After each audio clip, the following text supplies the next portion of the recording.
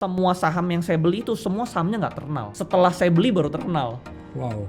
Jadi kalau orang kan sahamnya belinya ya BRI, Mandiri itu kan yang udah terkenal kan. Yeah. Saham yang saya beli semuanya tuh yang aneh-aneh sebenarnya.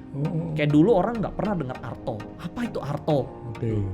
BBHI apa itu? Gitu kan. Pani apa itu Pani? Saya kehilangan 70M. Ya tapi tetap you masih untung lah. Untung 70M. Wah.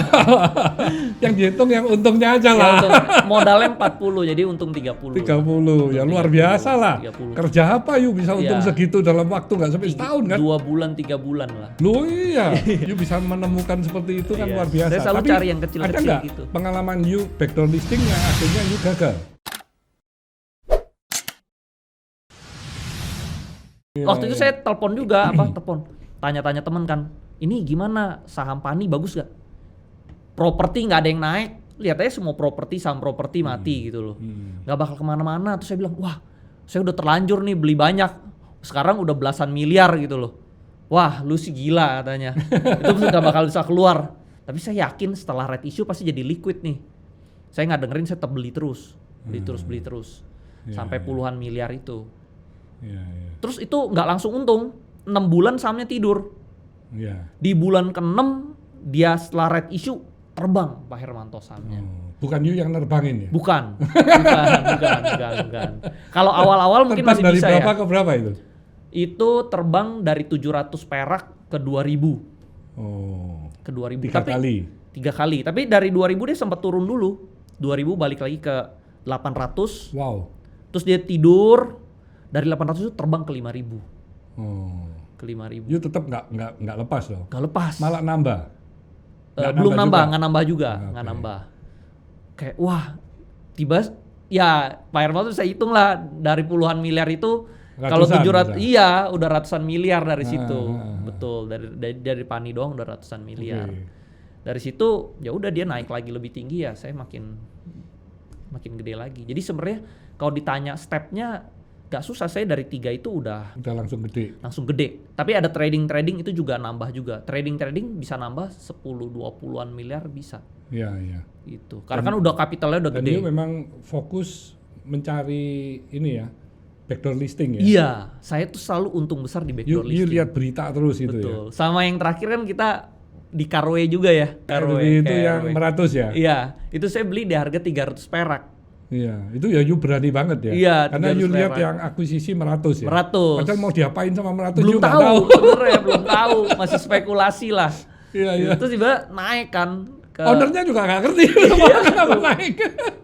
Naik ke 6.000 kan, tapi saya jual di 3.000. 20 kali loh itu Tetap ya. 20 kali. Tapi itu invest you juga puluhan miliar itu ya. Puluhan miliar. Jangan juga Andre itu yang bikin naik. Mungkin secara nggak sengaja beli terus ya. toh, you beli terus kan akhirnya naik dong dia. Mungkin nggak secara nggak sengaja ya iya di kan? awal. Karena kan saya kolek ya. Saya iya, ya you supaya ngolek, bisa dapat barang. Terus you kan juga mungkin waktu itu sudah didengar sama banyak orang. Iya, kan? mungkin. Oh, tapi saya nggak kasih tahu orang-orang. Saya nggak kasih tahu orang-orang. You kan sekuritasnya yang ngomongin. Iya, bisa bocor ya mungkin. Bocor lah. Dia itu langsung sama teman-teman itu ya, kan mungkin seperti virus ya. itu sudah. Ya, mungkin. Hah? Ya, jadi ikut semua kan beli kan? Mungkin kali ya. Jadi membuat harganya jadi ngangkat. Naik ya. Nah, saya jual di 3.000. Nggak diapa-apain mana bisa naik, wong ownernya juga nggak ngerti itu.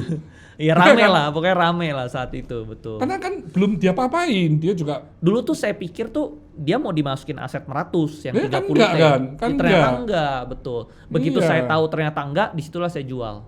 Makanya saya jual di 3.000. Saya kalau jual di 6.000, wah itu untungnya 2 kali lipat. Waktu ketemu saya waktu di 6.000-an dong itu. Di 6.000. Iya, saya kan ngomong dulu, kenapa nggak you lepas udah untung iya, gitu. Harusnya saya dengerin Pak Hermanto. Aduh, memang. You masih ngomong, ini nanti bisa ke berapa. Kalau saya denger, you ngitung. Bener. Mungkin 100-nya gede banget soalnya. Bener, saya hitung 100-nya gede banget. Ternyata iya. nggak dimasukin 100, cuman jadi pelabuhan doang kan. Iya, untung loh itu waktu itu sempat turun, terus habis itu naik lagi. Tapi ya yang kan? Habis turun naik lagi. Ya, tapi yang naik lagi saya udah kesempatan bisa keluar itu masih an. Saya di 3.000-an keluarnya. Itu saya kehilangan 70M. Dari dari tertinggi itu. Ya, tapi tetap you masih untung lah. Untung 70 M. Wah. Yang dihitung yang untungnya aja lah. Ya, modalnya 40 jadi untung 30. 30. Ya luar biasa lah. 30. Kerja apa you bisa untung segitu dalam waktu nggak sampai setahun kan? 2 bulan 3 bulan lah. Loh iya. You bisa menemukan seperti itu kan luar biasa. Saya selalu tapi cari yang kecil-kecil ada nggak gitu. pengalaman you backdoor listing yang akhirnya you gagal? You ngalamin kerugian?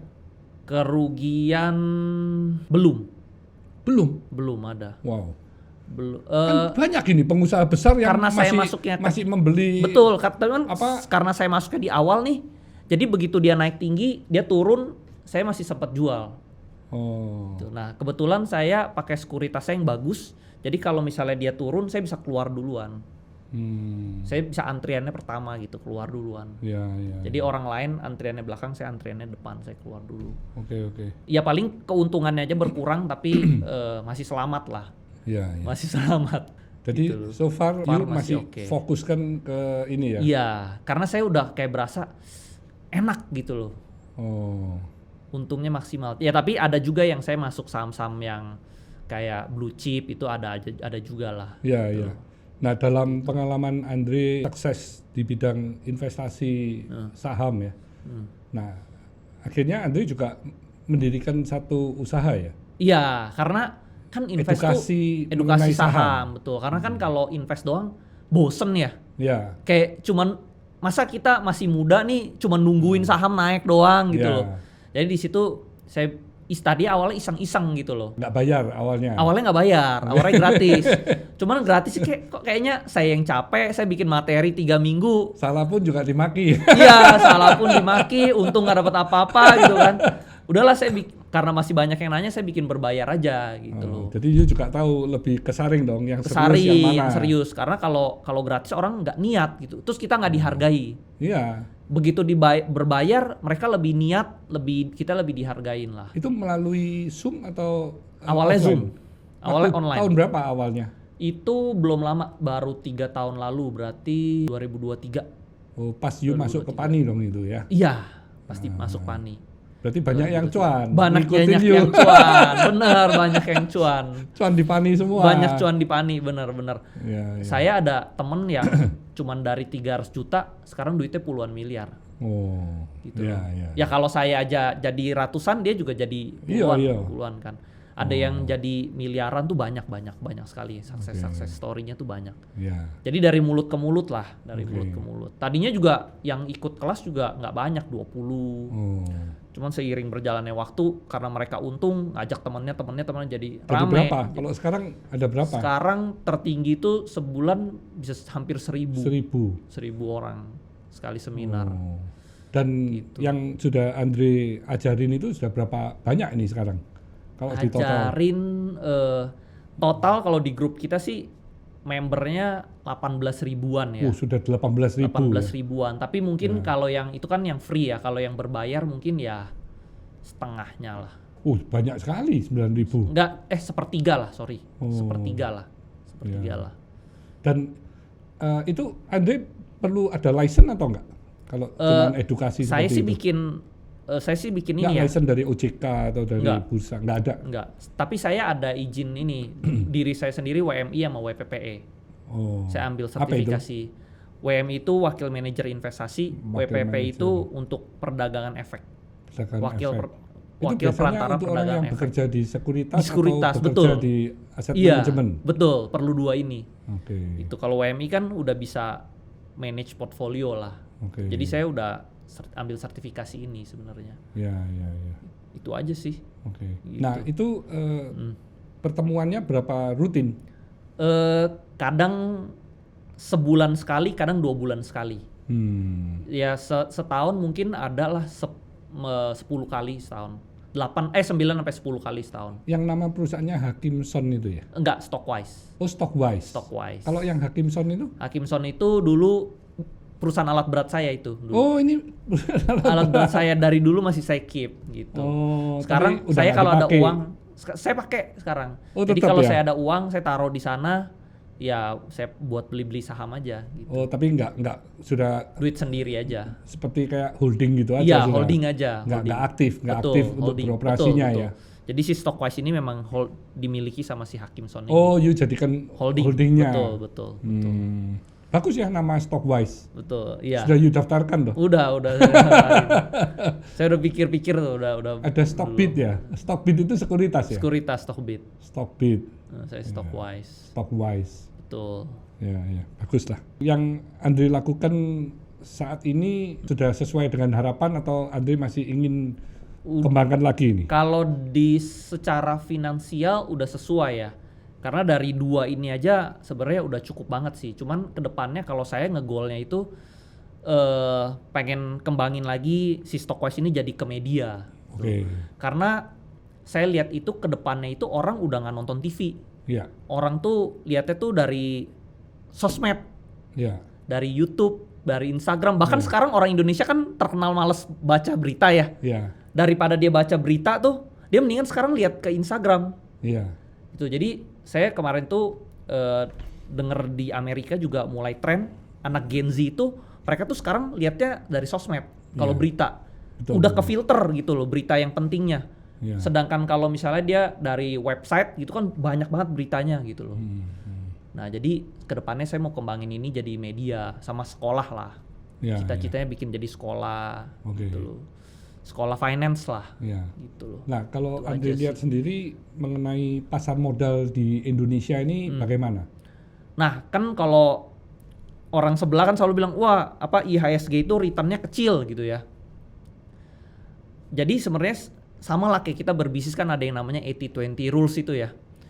Kalau kita bisa cari yang 20% yang bagus, returnnya tetap gede saya.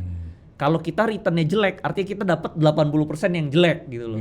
Sama lah kayak misalnya perusahaan air minum kan banyak gitu ya. Ada yang untung, ada yang rugi. Kalau bisa jago yang 20% untung. Yang 80%-nya rugi gitu loh. Nah, jadi kalau saya bisa pilih, saya tetap untung tuh tetap konsisten setiap memang tahun. Andre sendiri pakai rumus 80-20 itu memilah emiten yang ada. Saham-saham, bener. Nggak memilah. Sekarang kan ada kurang lebih 900 emiten. Betul. Itu cuma Andre lihat 150-an gitu, 180. Yang saya masuk itu saya cuma boleh masuk 5 rules. Oh 5? 5 itu you ngeliatin dari yang 180 itu atau gimana? Karena saya sukanya backdoor, saya carinya yang backdoor pertama.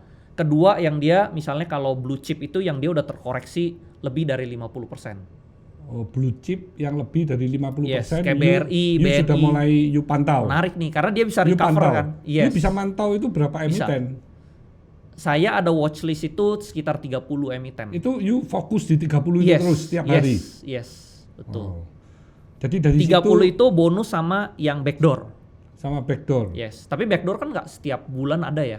Sebulan cuma 1 atau 2, setiap 2 bulan 3 bulan 1. Dan jadi 30 per 1. Ngabisin you punya waktu mulai dari jam berapa sampai jam berapa biasanya? Saya setiap hari depan komputer. Dari pagi sampai sore sampai malam. Mata you nggak rusak? Ya kalau capek tidur dulu. Bangun lagi, cek lagi gitu. Nggak minus ini ya? Saya minus. Pakai soft lamp saya. Ada yang bantu nggak? Enggak sih, cuman saya kan ada partner. You sendirian analisanya? Saya analisa sendiri. Semua sendiri. Nggak ada asisten? Jadi semua saham yang saya beli itu semua sahamnya nggak terkenal. Setelah saya beli baru terkenal. Wow. Jadi kalau orang kan sahamnya belinya ya BRI, Mandiri itu kan yang udah terkenal kan. Saham yang saya beli semuanya tuh yang aneh-aneh sebenarnya. Kayak dulu orang nggak pernah dengar Arto. Apa itu Arto? BBHI apa itu? Gitu kan. Pani apa itu Pani? Nah, tapi sekarang jadi terkenal. Jadi menurut saya kalau kita mau kaya itu beli saat dia jelek, nggak terkenal, kita keep sampai dia terkenal jadi bagus. Kalau kita belinya udah bagus, mau lebih bagus lagi kan untungnya kecil. Tapi kalau kita beli lagi dia jeleknya itu kan untungnya besar sekali. Berarti you nggak pernah invest saham yang IPO? Belakangan ada sih. Oh tetap? Kalau karena IPO, waktu dia IPO itu sesungguhnya price-nya itu kan sudah nggak mungkin bisa terlalu murah juga kan? Iya, tapi saya cari yang dia IPO-nya itu agak sedikit under value. Atau ownernya itu nggak buang. Ownernya tidak jual. Dia nggak exit. Tujuan IPO-nya apa dong? You mungkin mesti cek nggak? Strategis, ya saya cek. Oke. Saya cek. Saya nanya ke sekuritas saya biasanya. Oh, yang strategis Iya. you masuk. Iya. Oke. Yang IPO strategis gitu loh. Oke. Nah, biasa saya timpuk gede di di IPO. Oh, tapi you dapatnya dikit dong. Dapatnya dikit. Misalnya saya masuk 50M, ya dapat 400 juta. Iya. Tapi 400 juta kan seminggu jadi double. Jadi Iya. 800. Iya, Udah iya. buang. Oh. Kalau nggak ada udah nanti ada lagi, masuk lagi 50M. Oke. Dapat udah naik atau Berarti kadang tergantung ada 50 you punya cash 40. mesti ready terus kalau begitu. Karena You saya harus ada cash. ada ini kan, ada main repo, pinjaman gitu. Saya kan ada fasilitas. Oke. Jadi saya bisa pakai fasilitas itu buat. Jadi saya ada cash ready memang. Oke. Ada cash ready. Iya, iya. Jadi ibaratnya free money. Iya. Saya make money nggak pakai uang. Iya. Pakai uang dari fasilitas dari sekuritas. Saya beli tadi saham itu dapat 400 juta misalnya. 400 juta ini nggak pakai uang saya. Dapat jadi 800, dapat 400 bersih.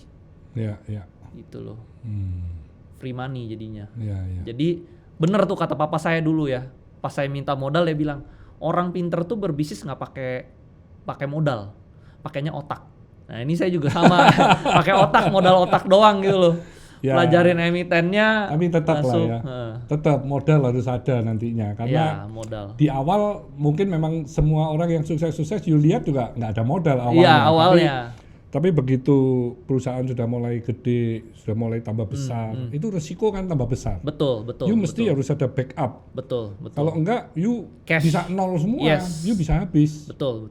Jadi nggak bisa. Jadi tetap modal itu penting kalau sudah gede ya. Karena itu untuk backup you kalau terjadi apa-apa, kayak gini lah, kayak sekarang ya. Negara lah, kayak kena tsunami, nanti kena COVID, you kalau nggak punya uang, you mau betul, dari mana? Betul, you mau minjem. Wah ya you diketok lah bunganya, segalanya. You tambah mati lah. Betul.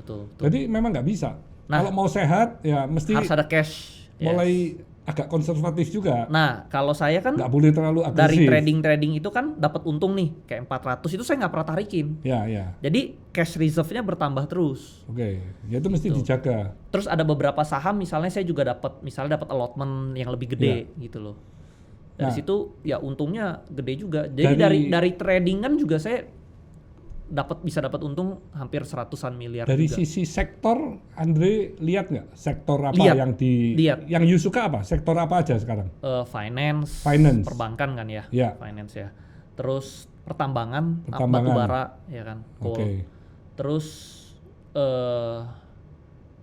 backdoor listing. Tapi backdoor listingnya harus tambang, harus gede. Ya. Atau tapi pani kebanyakan atau 80% atau mungkin 90 di backdoor listing ini. Kalau saya lihat dia punya investment. Sekarang nggak bisa, awal-awal iya. Karena backdoor listing itu kan rata-rata saham-saham yang valuasinya tuh 50T, 50 maksud saya yang you punya pani pun saya anggap masih backdoor listing. Karena itu kan you dari backdoor listing sampai gede kan. Jadi you punya investment sekarang ini tetap backdoor listing darian, bukan dari finance ataupun dari tambang. Ini kecil. You nggak ada 5% kali. Ada beli big banks, ada beli big banks puluhan miliar ada. Iya, tapi uang you kan 500 miliar ya, puluhan juga nggak sampai 5%. Iya. Kalau energi, apa yang you lihat? PTBA, ITMG. Ini boleh ya ngomong saham-saham boleh ya? Iya kalau nggak boleh nanti Pak Hermanto sensor aja ya. Sensor ya. Tapi yang penting kan kita disclaimer ya. Disclaimer lah, ini kan kita nggak menganjurkan nggak apa kan. Kalau mau untung rugi ya tanggung sendiri lah. Iya. Untung buat diri sendiri, rugi juga tanggung sendiri kan. Iya nggak salah-salahin. PTBA karena dividennya gede.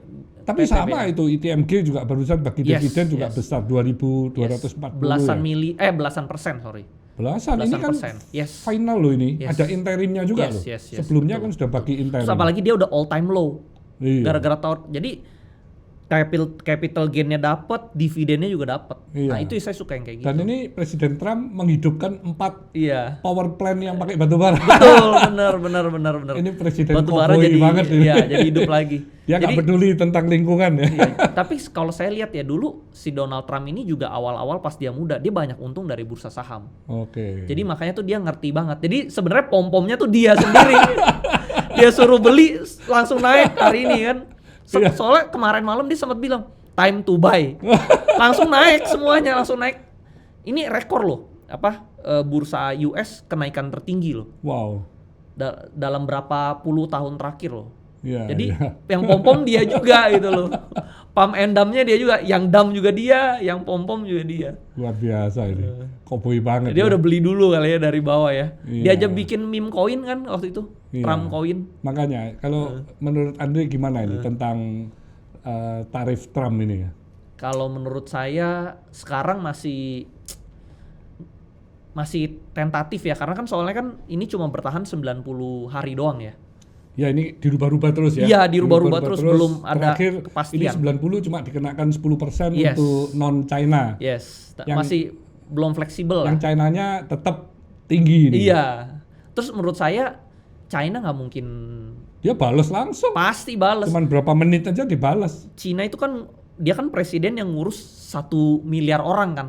Kalau dia kelihatan lemah, bisa tumbang ya sama masyarakatnya sendiri, jadi nggak mungkin. Tapi yang saya heran kenapa dia kok 84 ya? Kok nggak disamain aja gitu? Iya, janganlah terlalu ini ya, hati-hati dikit. Ya, hati-hati dikit mungkin. Tapi karena di Amerika kenakannya Cina kan asalnya 20-an ya?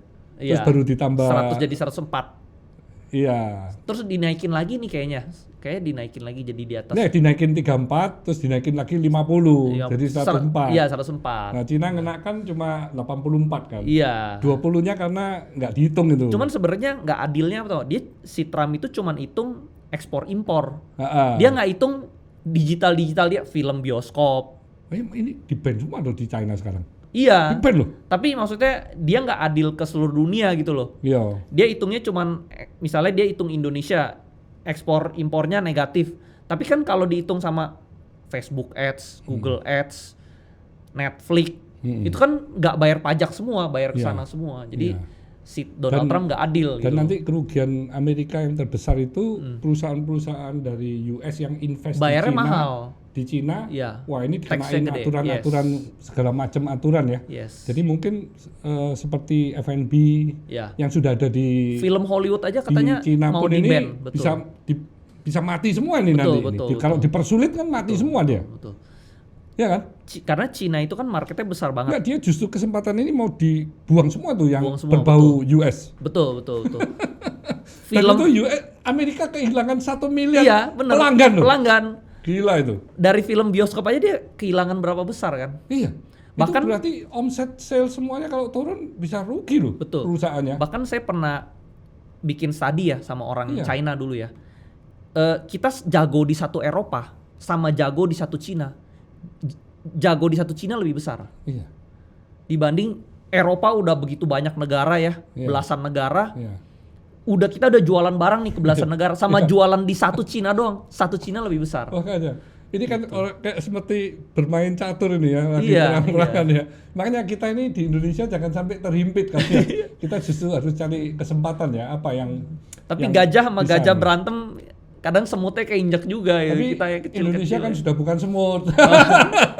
Hamster lah. Harusnya kita harus bisa mandiri lah. Iya. Loh tetap dong, kita sesungguhnya ekspor ke Amerika juga nggak terlalu besar banget. Sebenarnya, betul. Ya, dan yang diperlukan oleh Amerika juga tidak dikenakan 32%. Yes, betul. Jadi mesti itu di breakdown lagi kan. Kalau dia kan asal ngasih angka-angka ngawur. Curang kan. lah. 64 juga dari mana angkanya kan. Curang, benar-benar. Itu mah ibarat kayak dia mau menang semua sendiri. Dihitungin sama dia. Iya. Karena mungkin apa aja yang aturan-aturan di Indonesia ditambahin semua sama dia. Benar. Mau menang sendiri ya. Iya. Impact terhadap saham gimana ini menurut Andre? Menurut saya saham masih fluktuatif lah. Walaupun hari ini rebound ya, hari ini naik tinggi, tapi menurut saya belum tenang gitu loh. Jadi you masih pegang cash? Masih. Berapa persen ini yang you pegang cash? 30% adalah. 30 ya? Iya, berarti sisanya cash. 70 itu semua saham atau dan obligasi? Saham, full. Oh 70-30? Iya, 70% tuh saham. Nah 30 berarti you depositokan? Enggak, cash. Lu cash, masa you simpen cash? Enggak dideposito? Enggak. Deposito masih kan bisa yang dicairkan setiap saat? Mungkin saya pikirin ya. Cuman sekarang masih dalam bentuk cash. Takutnya kalau misalnya dia bottom banget, Kan saya bisa langsung mau beli BNI atau apa, kan bisa Mandiri, langsung dicairin BRI, hari gitu itu bisa dicairin. Bisa ya? Bisa. Ya. Jadi saya standby sih. Oh. Mungkin ya saya bakal inilah. Dan bunganya masih menarik juga loh, meskipun yang bisa dicairin 3% ya? Enggak, bisa ya? tinggi, bisa lebih tinggi tinggi, ya. Kan sekarang juga dana-dana juga lagi seret. bener. Iya. Lagi seret. Iya, jadi ya lebih menarik. Cuman gitu yang saya suka di saham daripada saya dulu bisnis itu, saham itu saya cashnya liquidnya banyak. Oke. Saya nggak pernah kekurangan cash, itu nggak pernah. Kalau dulu saya di bisnis, saya kayak kering terus gitu loh, karena bisnisnya masih kecil kan. Iya. Jadi buat gedein lagi saya harus beli inventory lebih banyak lagi, beli inventory. Jadi kayaknya tuh di barang, di inventory gitu. Cashnya kecil. Jadi kalau dari pengalaman Andre saat ini, berarti saya seneng nih pegang cash gitu. Seneng pegang cash dan saham ya? Saham, liquid. Nggak ada niat untuk masuk ke usaha gitu? Manufacturing, tambang? Enggak. Akuisisi bank? Bank, kalau di keuangan saya tertarik. Tapi kalau di tambang, tapi seperti kayak bank pasar itu enggak kan? Bank pasar itu banyak ini yang mau dijual kan? Bank pasar enggak tertarik. Ya. Papa saya ada itu apa? Kalau bank umum kan sekarang BPR, Bank Perkreditan. iya, bank pasar itu. Iya, bank pasar. BPR. Ada, papa saya ada. Oh, masih ada. Masih ada juga. Iya. Itu bank umum yang nggak bisa memenuhi modal dijadiin bank pasar. BPR, betul. Kalau dia nggak bisa 1T dia jadi BPR. Bener. Saya kurang. Tapi BPR agak susah juga sekarang ini. Susah. Saya suka keuangan tapi jangan BPR lah, yang lain lah. Ya. Jadi kalau dari sisi valuasi saham-saham yang ada di Indonesia saat ini, menurut Anda gimana? Udah murah menurut saya. Udah murah. Time to buy. Tapi you kok masih pegang cash? You nunggu apa ini? Kalau lebih murah lagi. Berarti masih bisa lebih murah lagi? Iya, kalau lebih murah lagi lebih bagus lagi kan. Berarti gitu nanti indeks berapa itu kalau lebih murah lagi? Lebih murah sekarang kan 6.000 ya, 5.500 atau 5.000. Nanti you punya Pani juga ikut turun tuh. Pani. Kalau you lebih murah lagi makanya jangan dong. Paninya jangan gitu. Yang lainnya aja. Tapi saya ada cash ready, kalau misalnya Pani turun saya bisa beli di bawah sih. Oh, you masih mau nambah? Bisa nambah juga. Oke. Karena saya tahu long termnya masih oke lah. Jadi kalau yang saham yang you beli selain backdoor listing, IPO juga you ikut ya. Terus apa lagi yang you lihat? Pokoknya yang bisa menghasilkan saya return yang kira-kira 90% saya menang, saya masuk. Jadi tuh saya tuh bener-bener ngitung dari apanya? PE ratio atau enggak, PBV? saya nggak pernah lihat PE ratio. PE, PBV you nggak lihat? Kalau saham backdoor listing itu nggak bisa lihat PE. Enggak. Kalau yang berubah. bukan backdoor. Kalau yang di luar. Kalau big bank sih ya saya lihat PE BV. Kalau big bank sih ya lihat. Oke. Jadi kalau saham yang perusahaannya udah mateng, kita boleh lihat PE, BV dan lain-lain, kita boleh lihat. Seperti coal. Yes, boleh lihat. Tapi kalau saham yang di backdoor, itu nggak bisa dilihat. Karena kan bidangnya berubah. Nah itu yang orang nggak ngerti. Makanya waktu orang kasih tahu saya apa yang kaleng itu ya? Kaleng kan perusahaan kaleng itu ya? Pani, Karwe. Yang perusahaan kaleng dibeli. PACK, PEK ya, itu kaleng toh? Itu percetakan. Iya, percetakan kaleng. Yes, percetakan plastik sebenarnya. Plastik, flexible packaging. Yes. Flexible packaging terus dibeli oleh perusahaan tambang dari China. Yes. Jadi waktu kita diskusi saya lihat, "Lu ini perusahaan flexible packaging mana bisa valuasi tinggi?" Iya. Ternyata you jelasin kan? Iya. Oh, ini udah itu saya akuisisi. juga untung puluhan miliar. Tapi you sudah lepas. Karena market lagi begini saya lepas dulu. Oh, lepas. Jadi sebenarnya belum naik itu berarti. Tadinya udah naik terus sekarang koreksi. Saya lihat tiap hari naik terus. Sekarang lagi koreksi. Oh, koreksi karena you lepas. Koreksinya gara-gara market. Nah iya, market you lepas ya turun. Enggak. Pas saya jual, saya buangnya nggak langsung jebret gitu. Saya biasa langsung jual. Jebret nggak ada yang beli juga. Iya, saya buangnya dikit-dikit. Bahkan orang nggak tahu saya keluar. Oh, iya. Gitu. Saya nggak pernah jebret yang langsung ARB gitu, nggak. Oke. Dikit-dikit gitu loh. Iya. Ya, karena si Donald Trump ini bukan saya, sebenarnya orang tuh salah sangka gitu, dia pikir tuh setiap kali saya jual tuh karena jelek, padahal nggak selalu. Bisa aja jual itu karena market global lagi jelek ya, jadi saya amanin sebagian cash lah. Gitu loh. Atau you melihat opportunity yang lebih bagus kan? Ya, jadi saya ibarat tuh kayak nge-short. Misalnya saya sekarang jual di sini, saya tahu nih bakal turun, saya kan bisa beli lagi di sini dengan harga yang lebih murah. Jadi saya jual tuh nggak selalu artinya jelek gitu loh. Contoh misalnya Pani, ya misalnya saya tahu nih dia turun dalam, saya bisa jual dulu, nanti kan saya bisa beli lagi di bawah. Seperti itu. Itu loh. Ngapain duit kita didiemin kehilangan gainnya kan? Menurut saya invest saham itu kalau uangnya di atas 100 juta. Dan sudah itu bukan uang untuk uang dingin yang uang dingin, bukan uang panas. Betul. Di atas 100 juta dan uang dingin.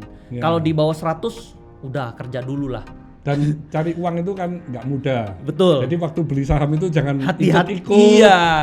Jangan nggak paham. Betul. Ya, hati-hati. Seperti saya sendiri ya, ketemu sama Andri, ketemu juga dengan beberapa ya investor saham yang sukses-sukses ya. Itu yang dipegang saham-sahamnya nggak ada yang sama. Yes. Tapi semuanya berhasil juga. Semua berhasil semua. Jadi nggak harus saham yang ini atau saham enggak. Banyak jalan menuju Roma. Jiwanya kan beda-beda dong.